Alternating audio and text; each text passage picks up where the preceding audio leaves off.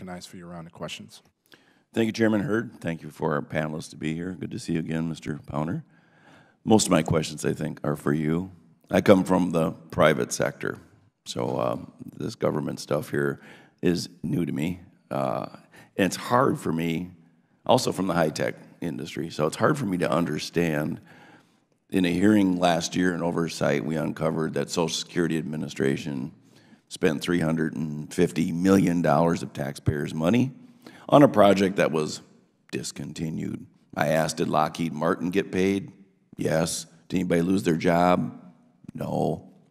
Okay, not like the private sector. Now in January, report comes out, Veterans Affairs has spent over $2 billion. $2 billion of taxpayer money on projects that were stopped or were failed.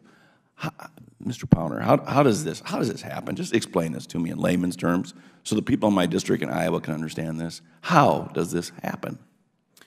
When you look at the failures across the government, we've looked at most of them. There's a lack of governance and accountability. I can't tell you how many projects, to really the heart and soul, what you guys are trying to do here with CIO authorities.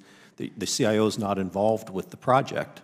We just reported on an electronic health record failure at the Coast Guard. There was no CIO involvement. There was no one even had any IT background. And the issue here is about the authorities and the span that the CIO has to govern over all IT at the departments and agencies. We need to know where the money's being spent so that we can have the right people involved with the right governance to effectively manage risk.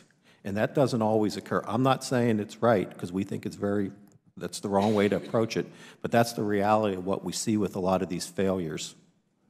So you're telling me the CIO, Chief Information Officer of an agency like Mr. Washington, in these failures, they weren't involved in these billion-dollar IT projects? That's incomprehensible. Yes, absolutely, that is the case, that they're not involved. Is that ending? Has that ended? That can't continue. Well, I think it's getting a little, I mean, the whole part of FITARA, too, is right to capture all of our spend. We have an initiative with the President's management agenda called the Technology Business Model, where we're going to capture more IT spend. It's not because we're finding every penny that goes to IT. It's because we get the right people engaged with the technology part of things.